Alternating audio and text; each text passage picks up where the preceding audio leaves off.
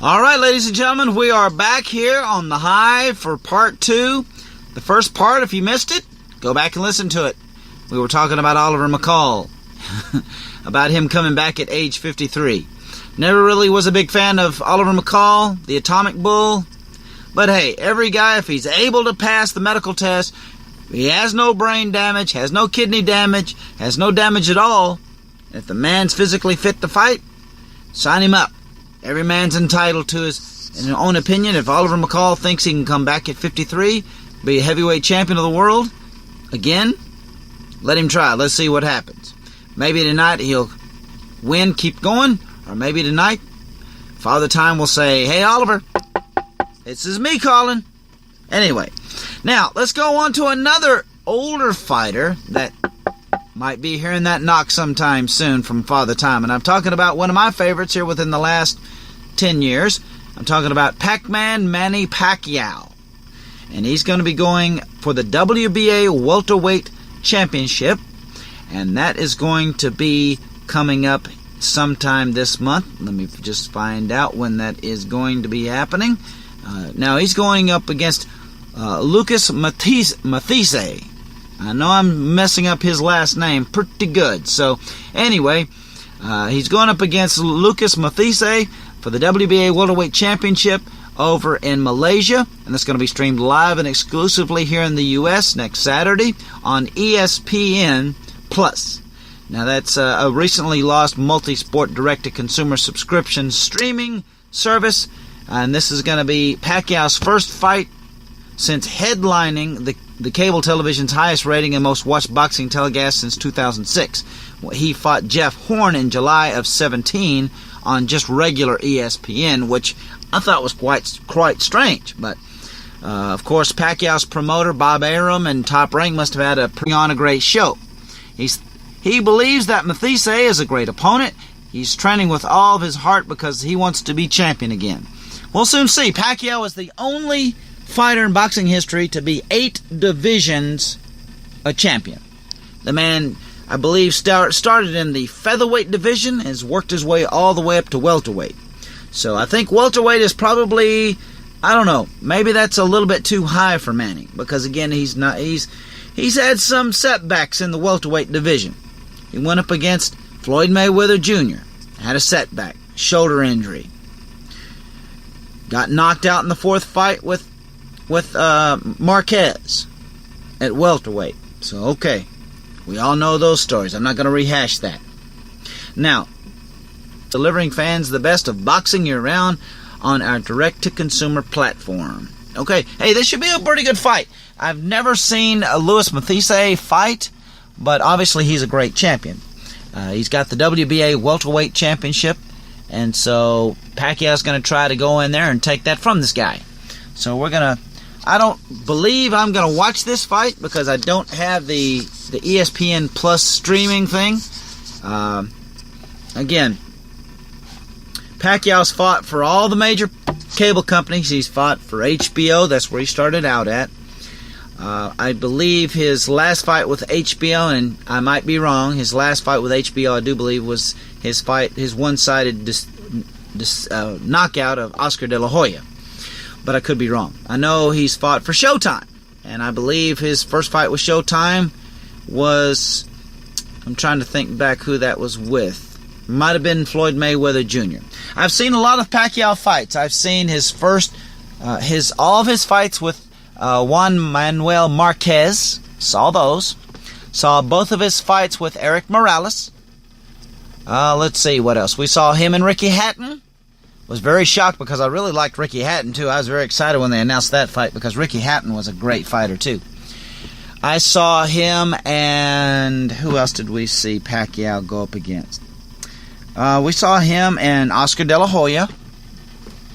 And I believe the first fight in a long time I didn't get of Pacquiao's, as far as a pay-per-view, was his mega fight with Floyd Mayweather Jr., which I will always go on to say that was at least 2 to 3 years a little late. Had Pacquiao and Mayweather tied it on a couple of years prior to that, might have been more of an entertaining fight, instead of seeing the shoulder roll and making Manny miss and him countering off of Manny's misses. So, Anyway, I'm not that big on Floyd Mayweather Jr. because, again, the shoulder rolls, okay, I've seen enough of that. You know what I mean? Fight or get out of the ring. Which, again, I did watch Floyd Mayweather and Conor McGregor. I thought there for a couple of rounds Conor McGregor was going to do him in. But Floyd, being a great champion, got to give him that, came back and handled business. Was that a legitimate fight? Was that some kind of revisiting of Ali versus Inoki? It definitely wasn't Ali Inoki, that's for sure. Now, Conor McGregor wasn't on the ground kicking at Floyd's legs like Inoki did Ali. So, if you haven't seen Inoki Ali, you'll know what I mean. Go on YouTube, look it up. After a few minutes of Inoki on his butt kicking at Ali's legs, you'll get tired of it and want to watch an actual boxing match of Muhammad Ali's to find out when he was so much better and why he took on, well, obviously we know why he took on Inoki. It was for that greenback, you know what I mean? Those dead presidents or whatever pictures on the money in Japan. I'm not sure. But anyway, like we were talking about Oliver McCall and Father Time catching up maybe tonight, maybe not. Next Saturday, if you've got the ESPN Plus, tune in. Floyd, I still got Floyd Mayweather on my mind. Manny Pacquiao, Lucas Mathise, WBA Welterweight Championship. I don't know if this is for the full title, if this is an interim title, because I know there was and again, this is the beauty about live. I had the guy's name down across my lips on who the last WBA welterweight champion was. I believe he gave up that title, and this might be for the full title now. So anyway, we'll see what Manny Pacquiao can do this time next week. Can Manny Pacquiao win another title in the welterweight division? He just lost, like I said, about a year ago to Jeff Horn, the WBO welterweight title. Let's see if he's going to be able to catch up, get that old form back where, I mean, if you see Pacquiao, he's a southpaw, he's bouncing all around, you know, taking his shots and everything. I mean, Pacquiao's really beating some top-notch guys. Like I mentioned, he beat De La Hoya, he beat Hatton, he's beaten Barrera, Barrera. Eric Morales, I'm sorry. It was Eric Morales he fought twice. I love Eric Morales and Barrera. Those guys, I could watch those two guys fight all day long. All day long. If you've ever seen Thriller in Manila, Ali Frazier 3, they fought like that for one fight. Morales and Barrera fought like that for 3. So, but Pacquiao next Saturday night, Lucas Mathise for the WBA Welterweight Championship. Let's see what Pacquiao can do. Because if he can win this title, if he can win the WBA Welterweight title, that's going to put him in a position to maybe seek out one of the other 3 welterweight champions. Maybe he'll get a shot at the WBO Welterweight title again. I know Jeff Horn just recently lost it to another guy. What about the WBC Welterweight title? So it takes me back from whenever I was a kid.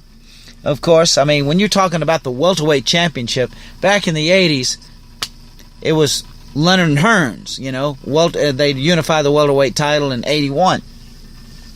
And then, of course, Ray Leonard did his 5 or 6 retirements, you know, and ultimately came back to gain a decision over Marvin Hagler. I still will, to the very last breath that I take, I will always say Marvin Hagler got that fight on decision. Marvin did enough to win the title, to win the fight, but the razzle-dazzle of Sugar Ray, that's what happens, you know what I mean? Hey, it got Ali through the last 3 or 4 years of his career, so, and I'm probably one of the more huge Ali fans out there. All right, well, we've got about 4 minutes left on this portion of the telecast. We're going to come back with one more, and this is probably the episodes about Father Time, because we're going to be talking about older guys in the ring, which, again, nothing wrong with that. I mean, hell, I've been trying to do it myself a little bit here and there, and you all know about my stuff on Facebook. I admire a guy that can come out there at an older age and try to do what he used to be able to do. Look at Big George Foreman, or Small George Foreman. If you follow George on Facebook, you'll see that George Foreman ain't so big no more. George is probably a lot lower than even his prime weight back in the day. But when we come back to the Hive, the return, part 3, I'm going to talk to you about an exhibition that's going to be taking place between Vitaly Klitschko, 47, and a 53-year-old himself, 53-year-old Lennox Lewis. Is this some kind of, I don't know, is this maybe a stepping stone to one of these two guys coming back? You'll have to join us again for the third part of this return to the Hive. So, Lennox and Vitaly, of course, had their big bout for the WBC heavyweight title that saw Vitaly's eye get almost split in 3 places. You saw that right in his eyebrow, it gets, right there. So, many people say he was taking it to Lennox. Many people say that Lennox might have been playing with him.